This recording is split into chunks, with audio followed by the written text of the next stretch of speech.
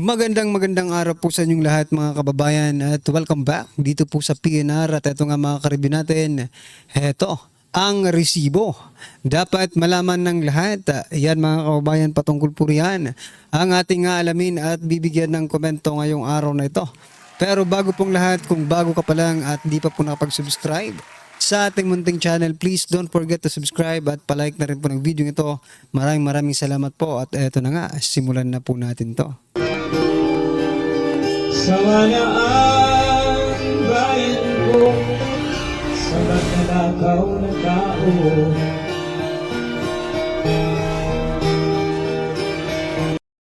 So yan mga karibin natin, bago po natin muling i-play ang video ito, pasadahan po muna natin ang mga nagte-trending na mga balita dito po sa mundo ng social media.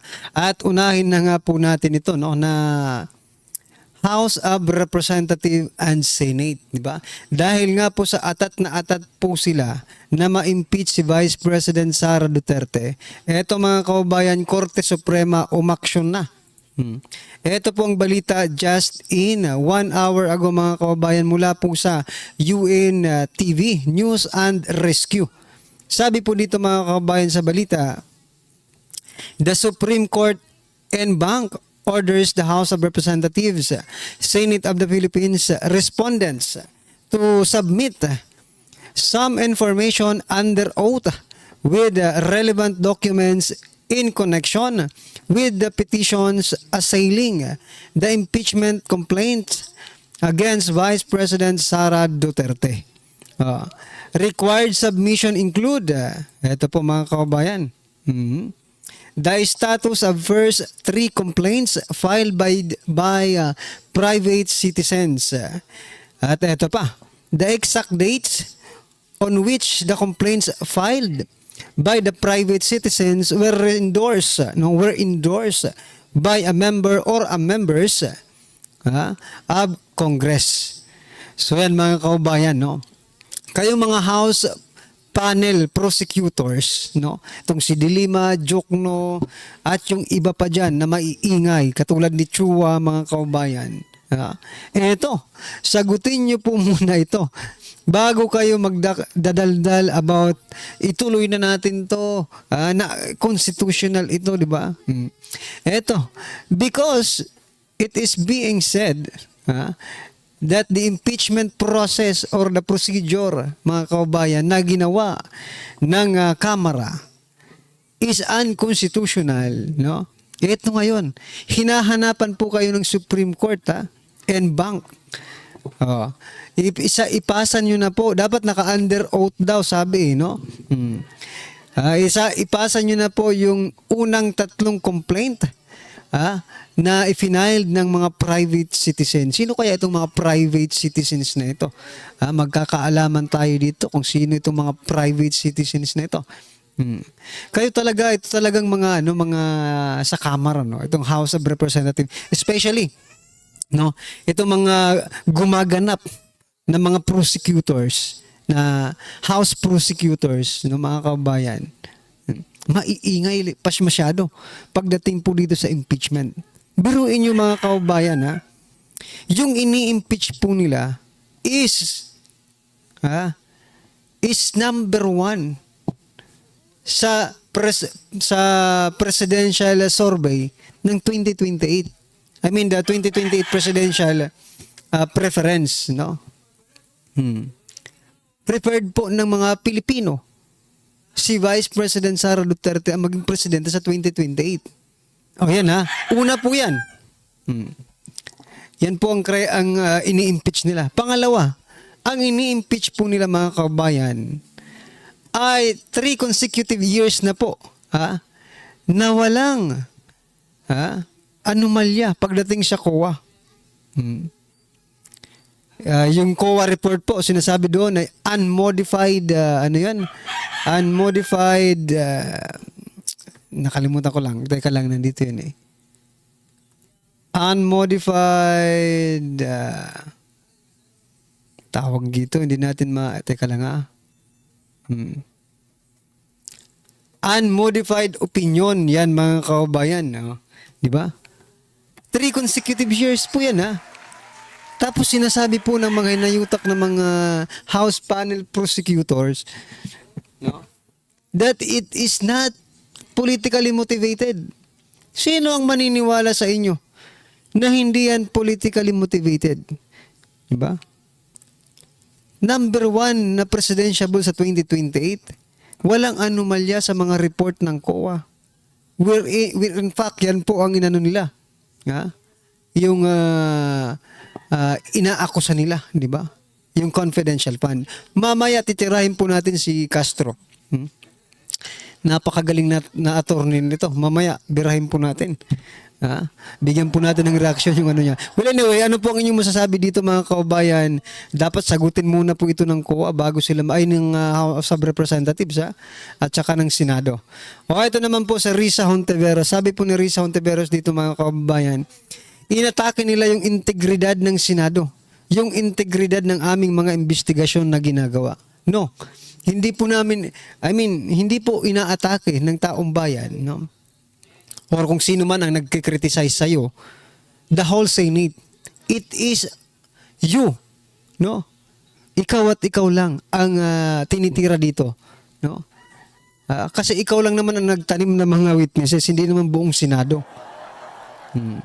Kaya, Senator Risa Hontiveros, no, kung ayaw mo, or para makapagpaliwanag ka ng mas comprehensive explanation, di ba? Sa taong bayan, para maipaliwanag mo at madepensahan mo yung sinasabi mong integridad ng Senado, dapat ikaw ang nangunguna na imbestigahan itong recantation ni alias Rene, di ba? Dapat ikaw ang magmanguna diyan sa tinatawag na tawag dito, ethics committee, no? Ikaw mismo manguna, sige, imbestigahan natin to ethics committee kung sino ba talaga, para malaman kung sino ba ang nagsisinungaling, di ba? Kasi sa ngayon, mga kababayan, whether you like it or not, mas marami po ang naniniwala kay alias Rene. Unang-una mga kababayan, nang umattend po siya doon sa investigation na Risa Hontiveros, nakatakip po ang kanyang muka. Diba? Ngayon mga karibyo natin, sa kanyang pagsasalita ngayon, hindi po nakatakip ang kanyang muka. And maybe, it indicates, no, na wala siyang tinatago. At nagsasabi siya ng totoo this time. Diba? Kaya Senator Risa Hontiveros, kahit anong gawin mo, wala na yung ambisyon mo. Hulog na. Ano po ang inyong masasabi dyan mga kababayan? I-comment nyo na lang. At eto po ang sinabi. Ito yung babanatan natin si Castro. Sabi po dito ni Jose Claire Castro, iba po yung tama ang pag-report sa tama ang paggamit ng pondo. Ito po ay patungkol mga kababayan sa unmodified opinion ng COA. Sa pag-issue ng unmodified opinion ng COA dito po sa Office of the Vice President. Sabi niya po dito, iba po yung tama ang pag-report. Ibig sabihin, tama lang yung pag-report ng COA, pero yung paggamit daw di umano ng pondo ay iba. Teka lang, nasa tama ka bang pag-iisip? Nasa normal ka pa ba? Diba? Kaya iisipin mo, kung tama ang paggamit mo ng pondo, syempre tama rin ang i-report mo. At tama ang makikita ng COA. Pero kapag mali ang paggamit mo ng pondo, di ba? Mali yung paggamit mo ng pondo, ilalagay mo dun sa report mo yung maling paggamit ng pondo, di ba? Ito. At sa palagay mo pa, walang kakayahan ang COA na masilip? Castro? Sa palagay mo ba itong mga auditor ng COA, walang kakayahang masilip? Ang tama na paggamit ng pondo at ang tamang pag-report? Di ikaw na. Ikaw na rin maging COA, Castro. Dahil magaling ka naman pala. Biruin mo. Pinararatangan ngayon ni Castro na tama yung pag-report ng COA pero mali ang paggamit ng Office of the Vice President. Di ba? So meaning mga kababayan, kailangan po natin ng matibay na ebidensya. or ni Castro. Kailangan magpakita po si Jose Claire Castro ng matibay na ebidensya, no, na mali ang paggamit ng pondo ng Vice President, Officer o Vice President, pero tama yung nireport ng COA. Diba? Malilintikan ng COA dito, mga kababayan. Dahil sabi po ni Castro dito, what Castro implying to us, no? Mali yung paggamit ng pondo, pero yung pag-report ng COA tama. Sinong malilintikan dyan? Di ba COA? Dahil mali pala yung paggamit ng pondo, bakit tama yung nireport ng COA? Sige nga. Ang hirap mong ispilingin, Castro, ha? Mas matindi ka pa sa COA. Mas matindi pa ito sa COA. Biruin mo, ganyan po yung kanyang analysis. Di ba? Anyway, ano po inyong masasabi dyan, mga kababayan? Nanggigigil lang tayo kay Castro. Eto pa, patungkol naman po kay former President Duterte. Sabi po dito ni Senator Alan Cayetano, the least the Philippines could do for its former leader is to advocate for his release and make the necessary arrangement to accommodate him. Sabi lang po ni Castro, noted. Alam mo, Castro, mukhang inaasar mo lang siguro yung mga Duterte supporters, no? I know. Nakuha mo ako. Naasar mo ako no? Pero wag kang pakakakampante, Castro. Time will come. We, no? Kami pong mga Duterte supporters ang magsasabi sa iyo na, or ang magsasabi naman na noted sa iyo, no? Time will come, no? Kami naman ang gagamit ng word na noted para sa iyo, Castro, ano? Grabe ang babaeng ito. Napaka-piloso po talaga. Pero seryoso po ang sinasabi ni Senator Alan Cayetano. He is our former president na nagbago, di ba, sa ating bansa. For the better. Sasagutin lang ng noted. One day, Castro, kami ang magsasabi sa iyo ng, yes, noted. Noted yan. Noted na. Okay? Antayin lang natin yan, mga kababayan. At eto, hindi na nakapagpigil si Senator Bato de la Rosa kay Castro. Eto po ang kanyang banat naman. Dito po kay Castro. Bastos at balasubas ang babaeng yan. Eto po. Yung malaking kabastusan yun, no? Yung sinasabi ng babae na yan. Binatikos ni Senador Bato de la Rosa ang anyay kabastusan at kawalan ng malasakit ni Yusek Claire Castro kaugnay sa balitang butot balat na lang si PRRD. Ngayon po, dahil mismo ang pamilya niya nagsabi na okay po ang Pangulo, ang kailangan na lang po siguro niya ay exercise. Yung malaking kabastusan yun, no? Yung sinasabi ng babae na yan. Yung gano'n na pananalita, no? Na napaka-insensitive at napaka-arrogante at talagang balasubas na sagot yun. Hindi po yun dapat sagot sa isang babae pa naman siya na naturingan. Kung makapagsalita ng gano'n ay parang napakabastos talaga. Hindi ko I don't comment yung mga pinagsasabi niya kasi nakakakuan talaga, kumukulo yung dugo ko. Paras tayo. Diba? Parang isipin mo, si Claire Castro parang yung lasingga na madaldal pag nalalasing na, di ba? Parang hindi niya kasi alam yung sagot niya no? Minsan, di ba? Parang yung lasinggero na, di ba? Kung ano-ano na lang yung sinasabi. Anyway, ano po ang inyong masasabi dyan, mga kababayan? Pero eto, may banat rin po si Attorney Rowena Guanzon dito po kay Castro. Pakinggan po natin to, mga kababayan. Tama nga naman si Auntie Claire. Hindi nga kailangan ni VP Sara ang attack dog. Kasi yung corona na yan, sa iyo yan, Auntie Claire. Attack dog. Yan ang tatak mo. O, kita nyo na, attack dog. Mula ngayon, sa bagay, noon pa man, attack dog na talagang tawag natin dito eh. Kaya nga nabansag ang attack dog 2.0 si Princess Abante ng Kamara, di ba? Yung spokesperson nila. Kasi nanggaling po ang attack dog dito kay Auntie Claire. Nako po. Ano po ang inyong opinion dyan mga kababayan? I-comment nyo na lang. At eto, pasadahan po natin ang video ito at bigyan po natin ng reaksyon. Eto na po.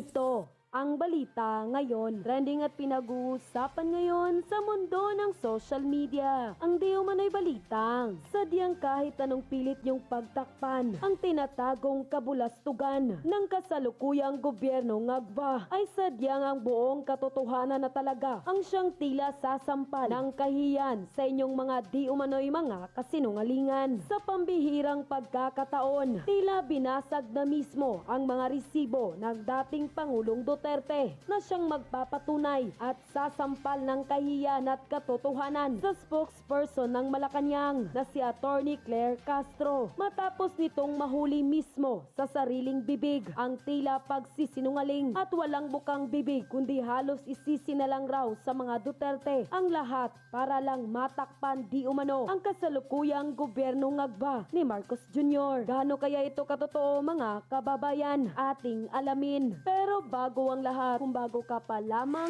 sa aming channel, please huwag kalimutang mag-like, subscribe at click ang notification bell para mas maging updated ka pa lalo sa lahat pa ng bagong video na i-upload namin. At eto na nga mga kababayan, narito ang buong resibo at matibay na pruweba na siyang tila gumimbal ng katotohanan at kahihiyan sa lahat ng bumabatikos at kumakalaban sa mga Duterte, lalong-lalo na sa dating Pangulong Duterte na siyang tila magpapamulat sa lahat ng mga ilang buhayang kongresista sa Kongreso, Senado, sa gobyerno ni Marcos Jr. at sa lahat ng mga loyalistang hanggang ngayon ay bulag pa rin sa katotohanan na siyang tila sumampal sa spokesperson ng palasyo na si Attorney Claire Castro na siyang pilit pagtakpan ang mga di umano'y kababalaghan na nangyayari sa Malacanang na kahit na klaro pa sa sikat ng araw at hindi na may tatanggi ng taong bayan na siya mismo'y saksi at magpapatunay sa tunay na nangyayari sa bansang Pilipinas.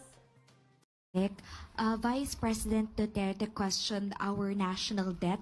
Ang sabi niya po, bakit 16 trillion pesos ang utang pero walang nakikita? Dapat kapag may inutang, may nakikita. Ang administrasyon ni dating Pangulong Duterte ang naitalang may pinakamataas na naging utang na umabot ng 12.79 trillion as of June 2022. At solo Mapapatawa ka lang talaga dito kay Kas. Ang tanong po sa inyong administrasyon. Pero ang sagot niya po, yung nakaraang administrasyon. Talagang nagpapahalata ka lang na wala ka talagang ginagawang administrasyong ito. Wala kayong maipakita na mga resibo kung saan napupunta yung mga pera na yan. Like infrastructure, di ba? Grabe talaga itong babaeng na ito. Ay, nako. Yung utang po ng Administrasyong Duterte ay umaabot po sa 6.84 trillion as of June 2022 at nagkaroon ng increase ng 115.1% sa pagkakautang. Ano-ano na ba ang nakumpletong proyekto sa ilalim ng Build, Build, Build program? Sa kasalukuyan ay natapos na ang 212 airport projects, 446 seaport projects, 10,376 flood mitigation structures, 26,494 kilometers na mga kalsada at 5,555 na matulay sa buong bansa. So yan po yan mga kaubayan ng mga resibo, no? Maliban pa po yan sa ginastos ng pandemic. Ngayon wala tayong pandemic mga kaubayan pero ni isa. Wala namang sinagot si Castro kung ano po yung mga proyekto ng ating administrasyon, di ba? Narinig ko naman kanina, hindi niya po sinagot yung tanong. Instead, pinaratangan niya pa. Si former President Duterte na malaki ang utang. Pero ang hindi niya alam, marami po ang project. No? At may pandemic pa. Ay nako Castro, tumigil ka na. Wala na yatang naniniwala sa iyo eh. Puro na lang paninira sa Duterte ang inaatupag ninyo. Anyway mga karibin natin, ano po ang inyong opinion, reaksyon patungkol po sa video ito, i-comment nyo na lang po sa baba. Para at least alam po natin mga kababayan ang inyong opinion. Maraming salamat po. Please don't forget to like the video. Maraming salamat po. Sawa na ang bayan ko sa magnanakaw na tao.